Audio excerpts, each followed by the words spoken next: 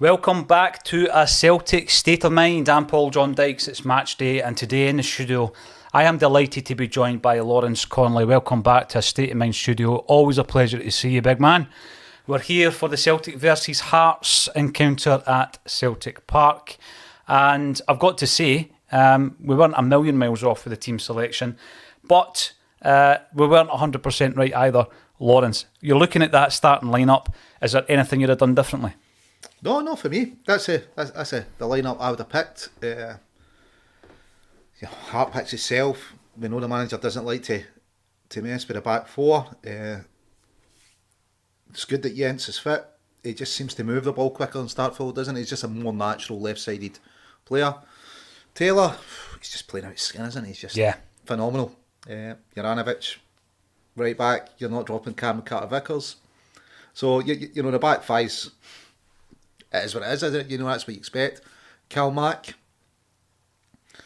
It's everything I'd have thought for a starting lineup. I mean, we've got to... Ange truly plays like a squad game, doesn't he? You know, you're expecting 5 out of all 5 subs to be used. Mm-hmm. So you'd expect him probably 5 out the front 6 to change at some point. So whether it's Kyogo or Giakoumakis that starts, the other one knows they're going to get minutes. They know they're part of this squad, this team on the park for the 90 minutes. Yeah. And it's the same with Maeda and Abada. They know both of them are going to get minutes. Mm-hmm. You know, whether you start with one, it just means you bring the other one on, doesn't it? Absolutely.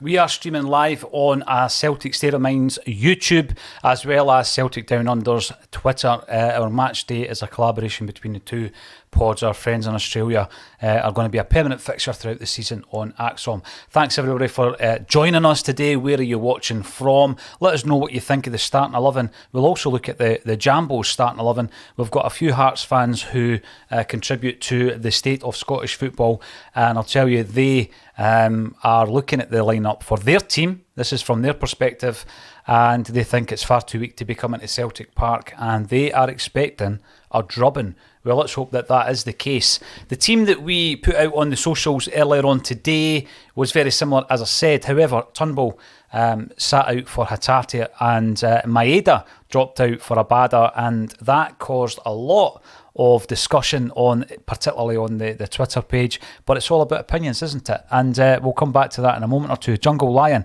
hello from sunny Dublin. Always a pleasure to see you in the comments. And we've also got GG, a double helping of Giakoumakis. I don't think anybody could deal with that, certainly not in Scotland. Hello from Melbourne as well. What's your thoughts on the lineup, asks Joseph Ali.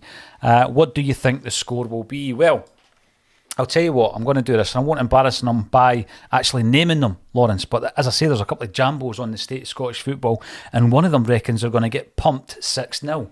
Now, that is the opposition fans thinking that that's going to happen. I don't want to count my chickens before they hatch, but I've got to say, during the week, I looked at this fixture. Even if Hearts played their strongest team, the form that Celtic are on, I did expect us to go out there and win fairly comfortably. What is a comfortable win at home?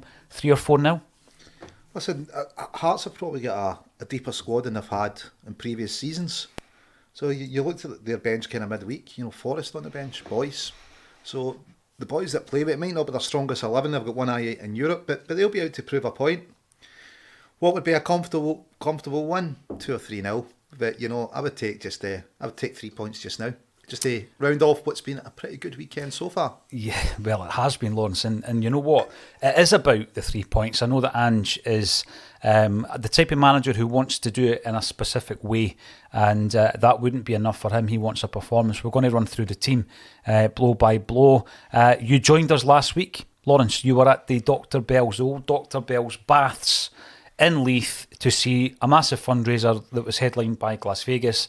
We're going to do all the sums over the next 48 hours or so, but it is looking as though we've raised several £1,000s for charity again. So thank you for joining us. Lawrence, did you have a good night?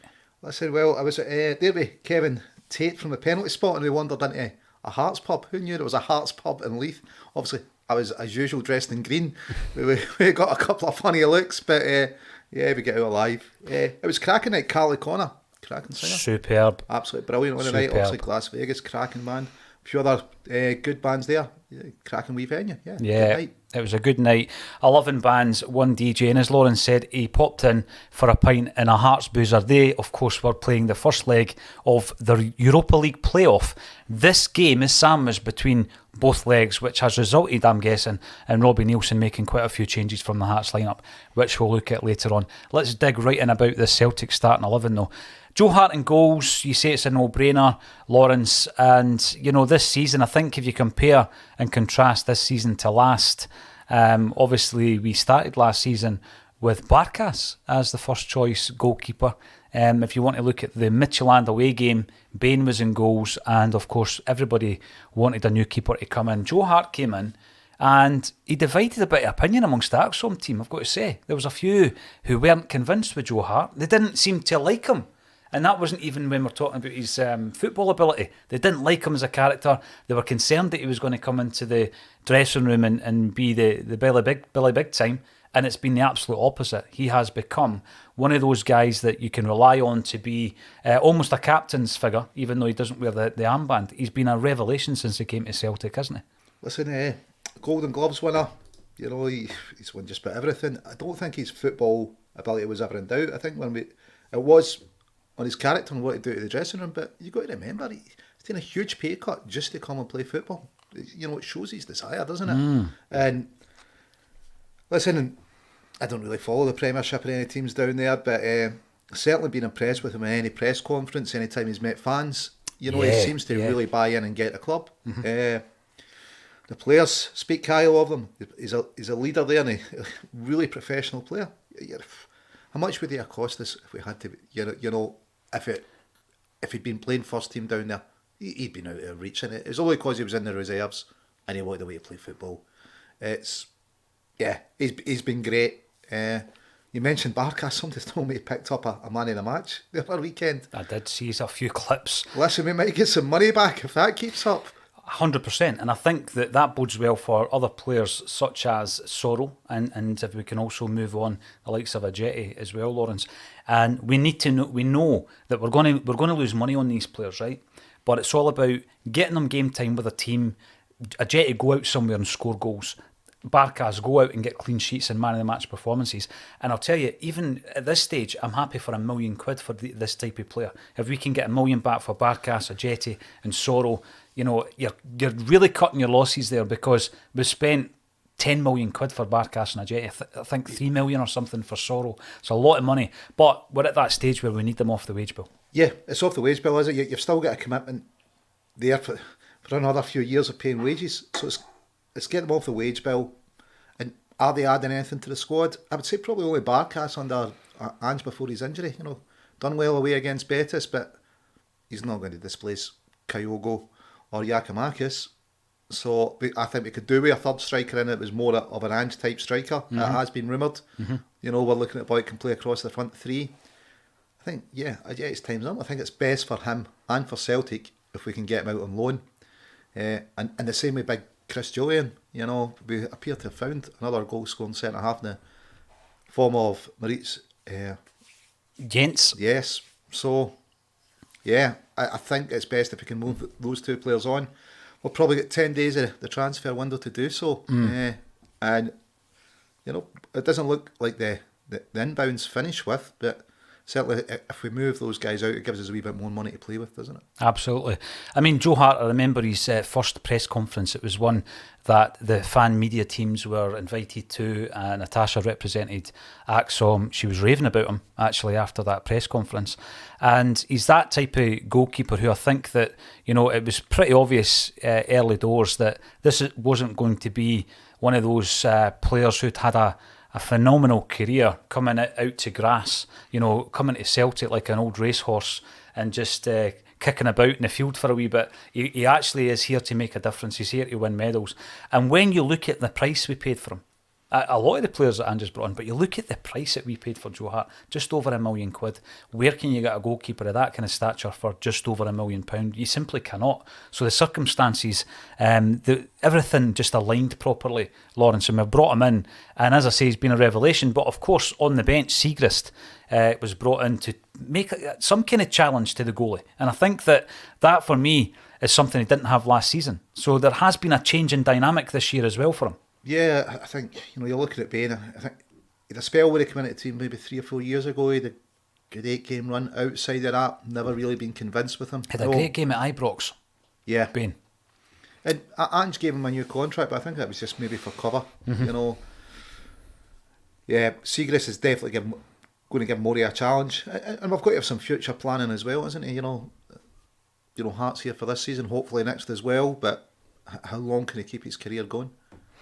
Well, you think to yourself as well, Lawrence, I keep going on about keeping this team, the core of this team, together for a 3 or 4 year period, and I know how unlikely that is in the current climate. Already we have interest from some of the other players we're going to be talking about.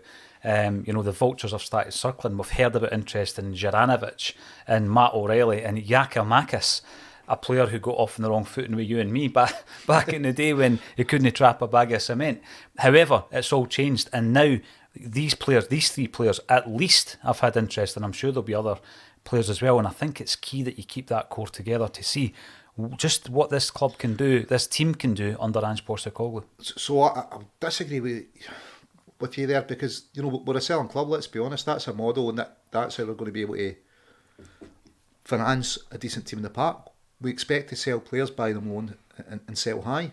It's selling at the right time that suits us, but you've got to have players that want to be here as well. Mm-hmm. So, if someone was to come in and say offer 30 million for Giakoumakis tomorrow, it's kind of hard for Celtic to turn down, isn't it? And the thing with that, Lawrence, although I don't want to lose any of the players, it's what Ange could do with that kind of money. So, listen, don't get me wrong, I don't want to lose any of the players, but I'm just saying, if Ange was to be given a bounty, you do trust that he can use it wisely as well. Yeah, but we've got to get used to, moving players at the right time for the right price for us, and hopefully the board give a sizable chunk of that to the manager to reinvest, because it's been pretty flawless so far in the transfer market. Definitely seems to know a player. Obviously, Tosh and the scouts there are doing a good job putting the right guys in front of him. I just need to say as well, obviously you know this already, but there was a Callum McGregor press conference last week. We weren't at it. Just to let everybody know, we've not been banned from Celtic Park yet. Not yet. It was a technical glitch, that's why we weren't there. But anybody who was wondering why that wasn't on our channel, that's all it was. We haven't been booted out the pressers yet. And I don't know why I keep stressing yet. Adam, more Aussies and Jocks in the chat. Well, Adam, I think it's changed. The dynamic of the bulletin's changed a wee bit, because we obviously launched it during the pandemic, and that's why we did it at 12:30, Lawrence, so that everybody at lunchtime, even if they were still working from home, they could just take an hour out and chat about Celtic for an hour. And that was the whole plan. And let's do it every day, and let's engage with the Celtic fans. And then, of course, we weren't getting into the games. So, some of the games were, I think 97,000 across the board on all the different channels tuned in on one day against Rangers. So, yeah, the dynamics changed a wee bit, and what we've noticed is that a lot of overseas Celtic fans are tuning in live, and then a lot of people kind of watch it on the back, they kind of catch up after the game, maybe on their way home or at night or the following day. But wherever you're from, if you're a Celtic fan and you're tuning in, and by the way, not every one of you is a Celtic fan. We've had Dundee United, Hibbies. There's Ali for Peterhead. Watches it when he comes home from work. His wife V's sitting there waiting for him to come home from work, makes him a cup of tea, bangs YouTube on for him. Brilliant. Axel. That's scary that we're on the big screen. That's why I put the team up on the screen, and Lawrence and I are tiny in the corner at the minute. Big shout out actually to John, who was at the gig on Thursday night. He's an Axon fan. Green Lichty. Got a chance to shake his hand and say hello to him as well, and a few others. So thank you, every single one of you. Danny Mack, another one. People that you don't normally get a chance to meet. And obviously we were back. I mean, music and football unifies people, Lawrence, and that's why I love going to gigs, and it's now great that we're able to create our own events and bring people together. Celtic followers in, he's on the YouTube to say 7 changes for the Jambos, no Gordon in goals, which is massive. Shankland, Mackay benched, think they've got to press and shoot at every opportunity. Doesn't always work that way, but I am fairly confident. You don't win the game pre-match, do you? But Celtic follower comes in. He reckons 5-0. 5-0 today. I'd love to see that. I'd love to see a 5-0. We've seen a few droppings of Hearts over the years. And hopefully today will be absolutely the same, because yesterday, of course, advantage Celtic. Lawrence, you keep a wee eye on the other scores. And of course, our main challengers dropped a couple of points at Easter Road. Yeah, so early in the season, it's a chance to open up a bit of a gap.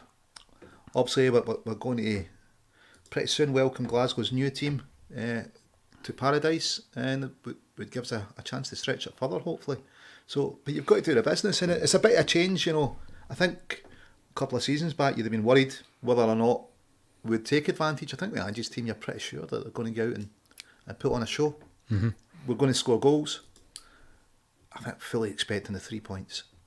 Well, that is first and foremost the most important thing. So you can sit there, top of the league, superior goal difference and more points than your challengers. We're going to move into the defenders and have a look at that as well. But before I do that, a few other comments coming in. Tony Davoren, like to see Ralston get some game time. I know what he means, because I remember when Tony Ralston came in.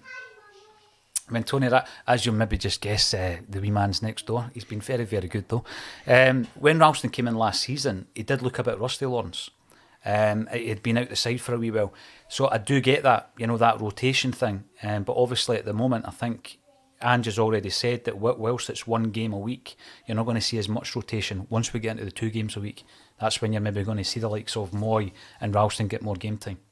Yeah, I'd say Moy will probably get a wee bit more, because I think Calmac is better further forward, and I can see Moy getting more game time just now than Tony. He didn't play a lot in China, so we really need to get him up to speed.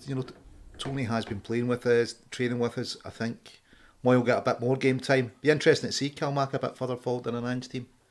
And Jared was telling us we've obviously got the Champions League in the horizon. Jared was telling us that he's seen Celtic play a 4-2-2-2. Celtic with a double pivot. Could that be Calmac and Moy? That'd be interesting to see. Tony's never let us down when he comes on, but we've got Jura there. Hopefully we'll have until the end of the season, but you never know. We might get a huge bid for him. He's getting on in years, so at some point we're going to have to cash in on him. Because it's 28 now? He's 28, and I guess this is a debate to be had, because it would feel as though it would be something. It would feel as though it was something of a backward step if we were to sell one of our main assets. And I was banging on about it during the pre-season.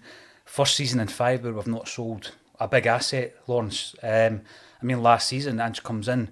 One of the things he's dealing with is the loss of Aya, eventually Edouard and Christie, and the season before that, it was Frimpong. And you can go into every single season. We've always lost an asset in the last 5 years. And I think there's a direct link between that and the fact that we've not heard the Champions League music at Celtic Park. And however, we're at that stage where if we were to lose Juranovic at 28, I think it definitely does come down to the money, because I don't think Celtic need money at this moment in time. So it would need to be something astronomical. I've seen lots of figures mentioned online. It's all gossip, of course, but it really would need to be an astronomical figure. Yeah, with the Champions League money guaranteed this year, it puts us in a better position. We might even, you mentioned Frimpong, we might have a wee bonus coming from him if he gets his move to Spain. There's a few though, isn't there? Really, if you think about it, because even big Dembele's, we've got Dembele's sell on if he was to move on. I can't see him moving. Let's be not to Man United. Yeah, so come December, 4 months, he gets to sign for who he wants. Juve have made some noises. He wants a Champions League team, doesn't he? That's not Man United. Probably won't be for a while. Should just come back here. Yeah, listen, can you imagine him in an Ange team? Oh. Well, I always bemoan the fact that we didn't see enough of him in a team with Edouard, who's another one we've got a sell on with, and we also have a sell on with Christie and Aya. And there's maybe others that we're unaware of, but certainly that collection of players could bring in a few extra £1,000,000. We've spoken a wee bit about Juranovic, and obviously Taylor's been getting loads of plaudits this season as well, Lawrence. You and I take a pounding for the Yakimakis comments after the Alloa game, but I've got to say, you've been a fan of Taylor since day one. You've championed him, you've stood up for him. I'm more into it because I think Juranovic and Taylor, as well as Ralston, have really taken to the fullback, the inverted fullback positions. Bernabei we've not seen yet. Obviously, his start to his Celtic career has not been tremendous because of the off-the-field issues where he's been charged for a road traffic incident in Glasgow. And, it's been discussed on Axom. But I think when it happened, I just kind of thought to myself, we'll get rid of Bolingoli and then we get someone else coming and causing bother.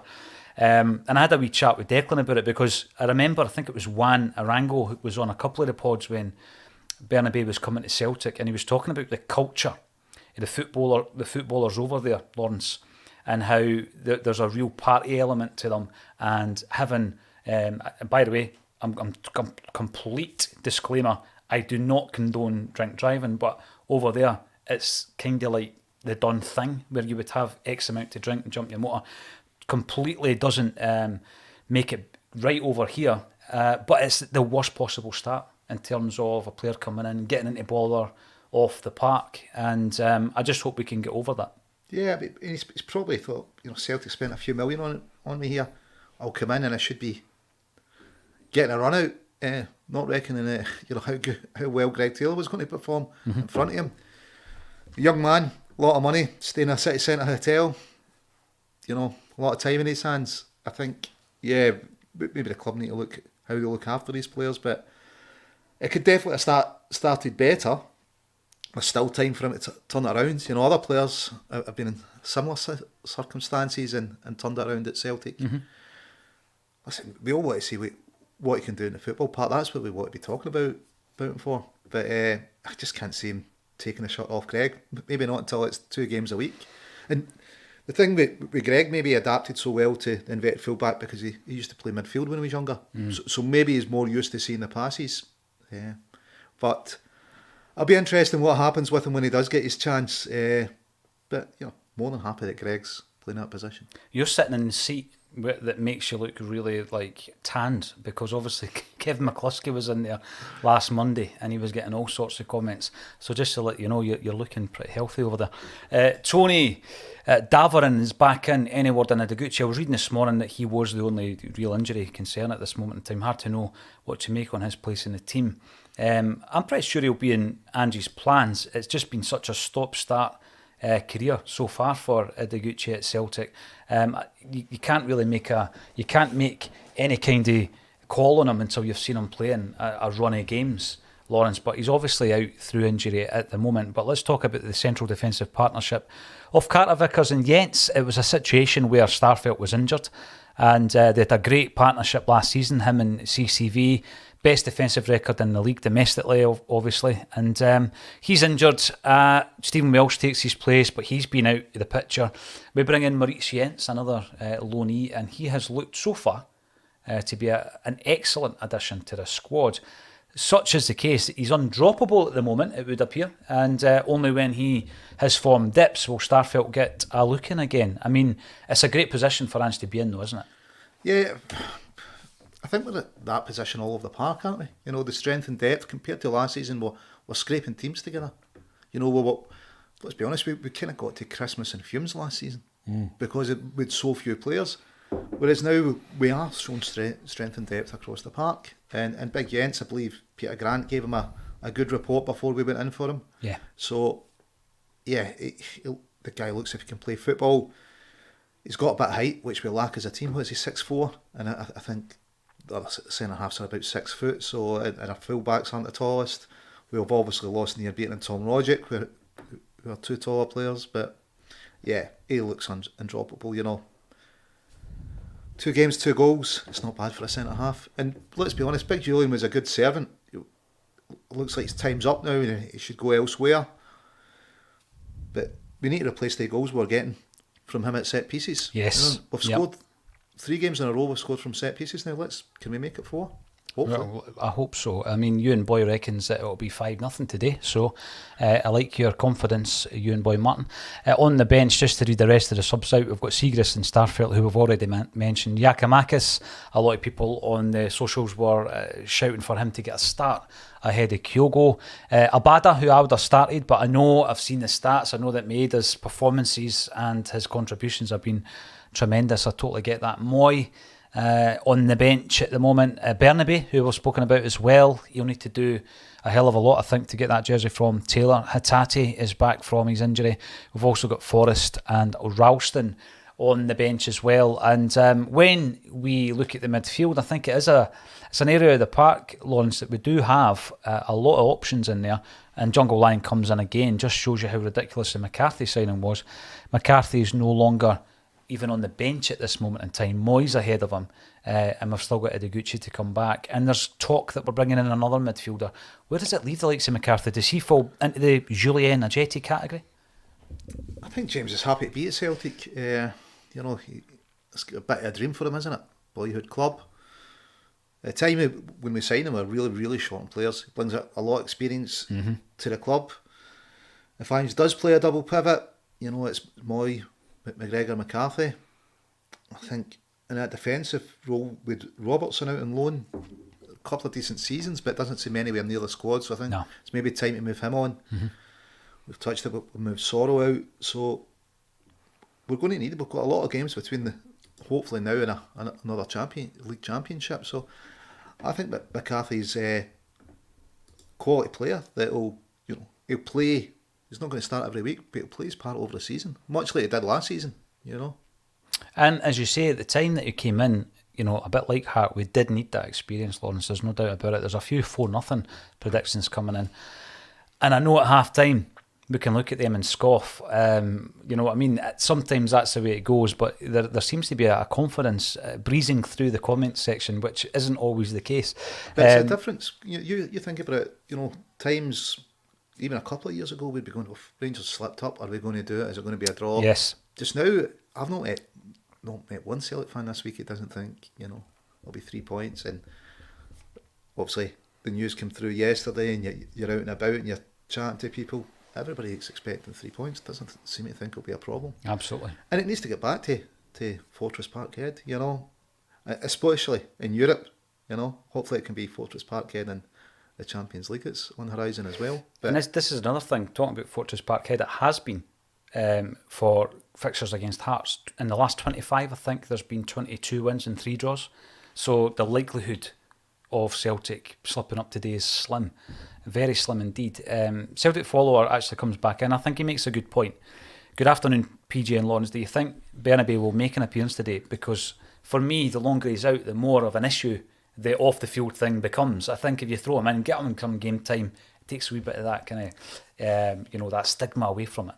I can see Ange doing that as part of his man management, can't you? If we're 3 or 4 up saying, look, go out and have a run out. Because he's got to have had a few harsh words with him, isn't he? And say, look, this isn't what we're expecting. But at the same time, if you're going, well, I came here, I'm expecting to play football, nowhere near a team. You want to feel part of it, don't you? So...